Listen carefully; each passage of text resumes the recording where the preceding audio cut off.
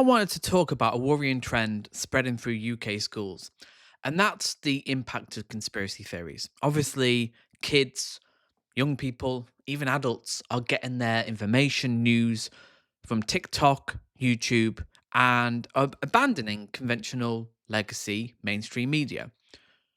This is a deeply worrying trend where misinformation conspiracies proliferate. And let's get straight into the report. Hands up if you get your news from a television channel. Hands up nice and high. Thank you. Question 2. Hands up if you get your news from social media, for example, TikTok, Instagram, Facebook. Thank you very much. Right, so most of these students... Should they even be interested in news at this age? I wasn't, which is probably a detriment to my intellect now, but they should not be. In some ways, it's good they're exposed to the news, but they're kids.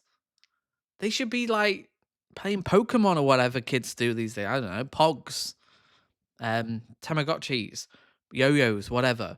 This is part of the problem, I think, in a way. It's just that how everything's too politicized now.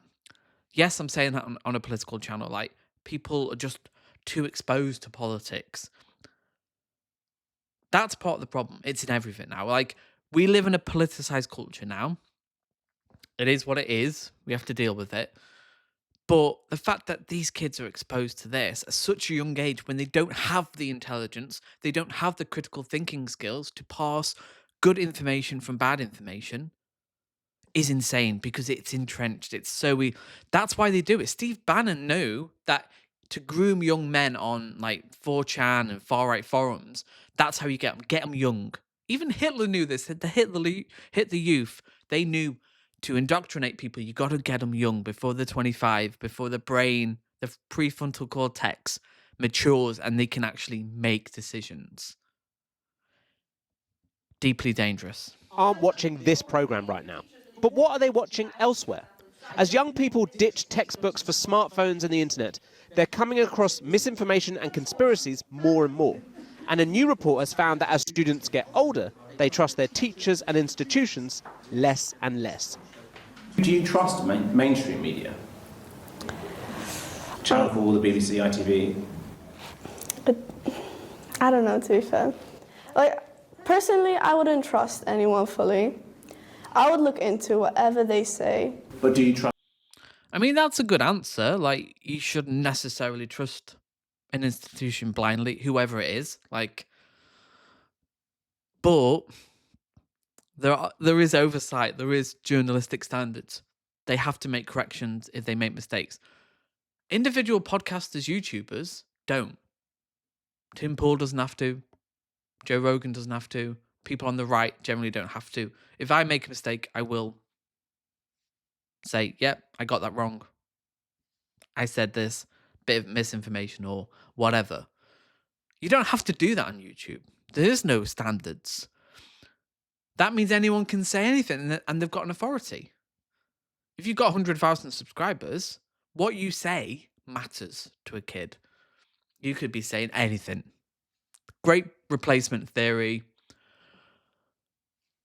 All kinds of crazy stuff, not based in evidence. And it just muddies the water. Because then it's like, who do you trust? Trust your teachers? I mean, yeah. they got the job for a reason. They must be trustworthy, so yeah. Yeah, obviously there's massive distrust of authority figures, which is a double-edged sword. I think in the past you didn't have a choice, and obviously people don't like their teachers. Like there's that distance. They're an adult, they're telling you what is what, and there's a natural resistance there, which I think is healthy. But if you don't see, I can't say this because I didn't trust my teachers.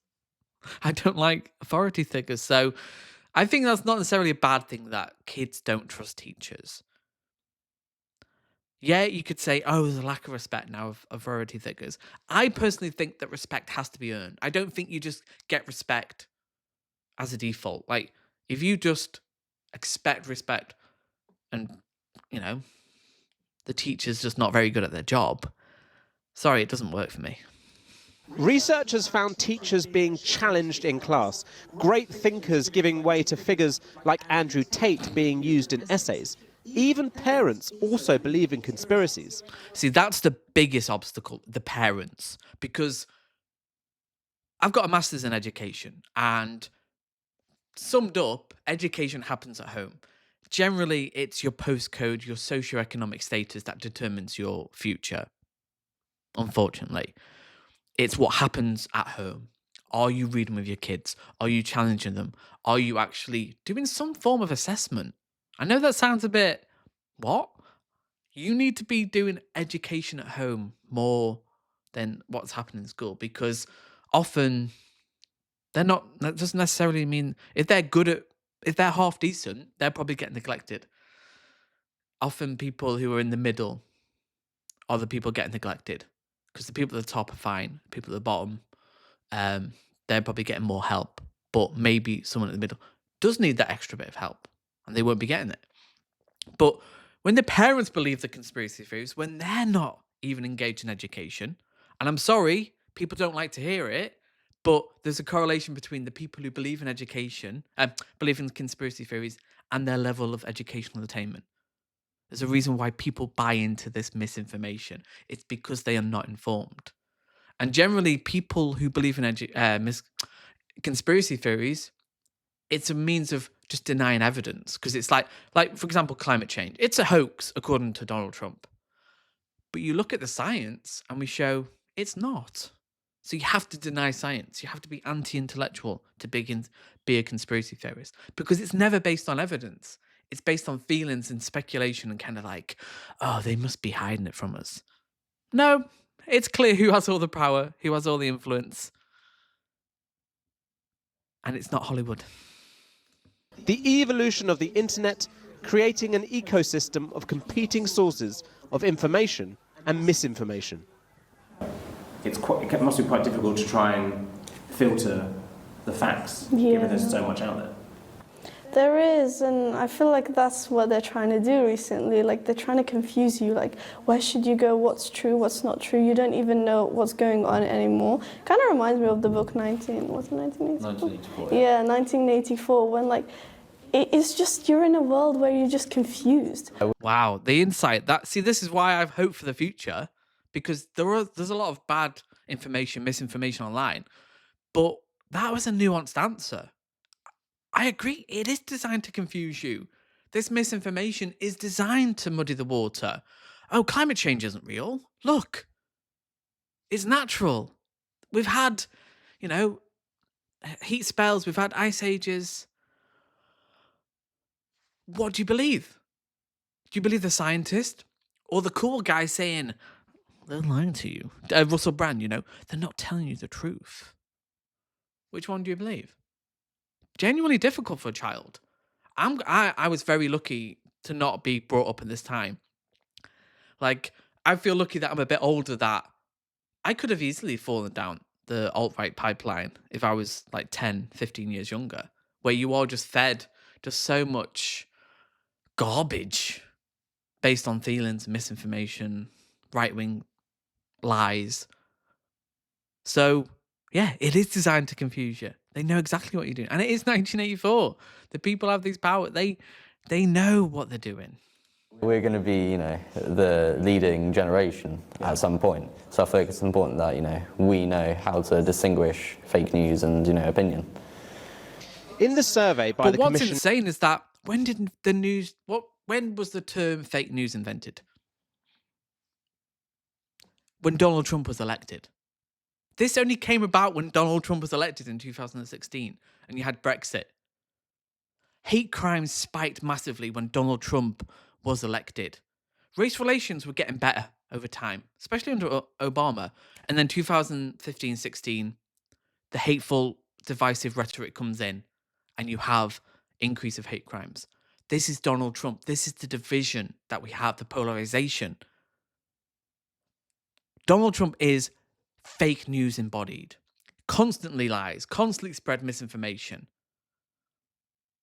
But somehow he's the truth teller. Make it make sense. into countering online conspiracies in school. 62% of secondary school pupils had seen something online and not known if it was true or false. 36% had changed their mind about a mainstream news story based on something they'd seen on the internet. And 35% do not trust the government at all. In fact, they have more faith in online influencers than established institutions. And this is, I'm sorry, all roads lead back to figures like Donald Trump. He's a Russian asset. I'm reading a book at the moment called In Hiding in Plain Sight, where Trump nearly ran for president in 1988, nearly again in 1996, and then 2000. He was groomed by Russian interests, Russian oligarchs, and he is part of a financial oligarchical system that is just interested in consolidating power, wealth. He doesn't care about truth. He's deceived the American public to believe that he's going to increase their living standards and decrease prices at the gas station. This is not true. The American public have been gaslit by this establishment figure, billionaire, fraudster, liar, demagogue. And it's all because mainstream media is telling you lies.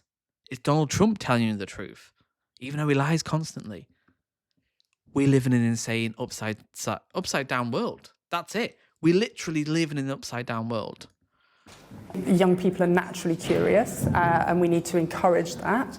However, I think some of the ideas that are coming to school are definitely being driven by online content, and those would be more ideas, I would say, around sort of undertones of racism and misogyny that we're seeing become more prevalent over time.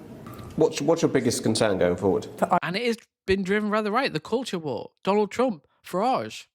This is what they want.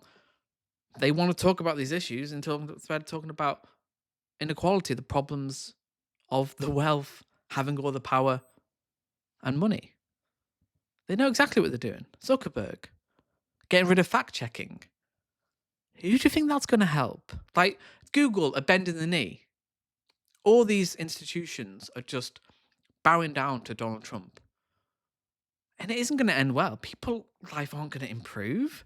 Oh yeah, it's wokeness is the reason why you can't afford a house. Yeah, that's it.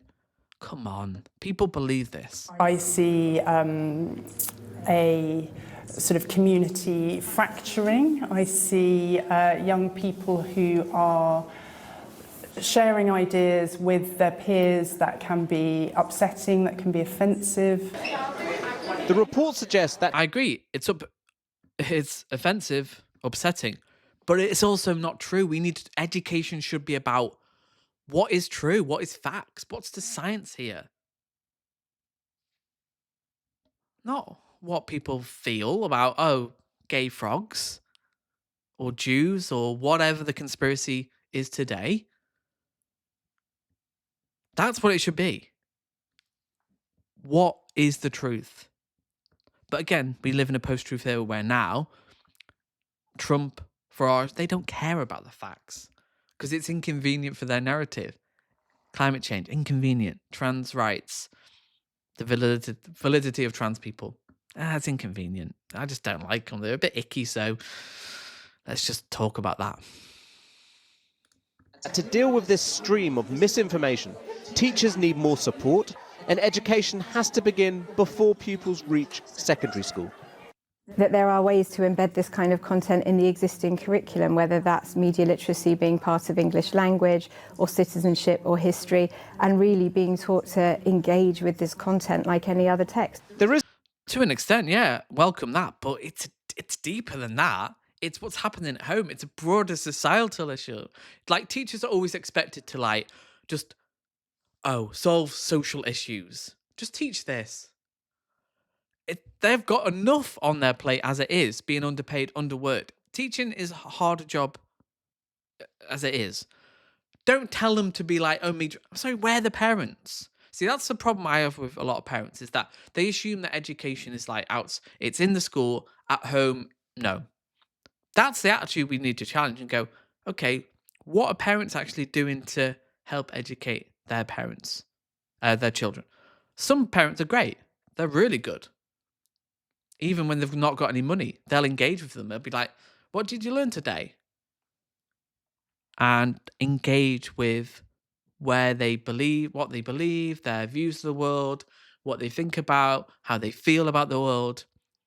But most people aren't engaged in that. And that's genuinely sad to me. And that's a cultural wider thing of like, we just don't value education now. Like, we are pretty anti-intellectual as a society. We don't trust experts in science. That's the real problem.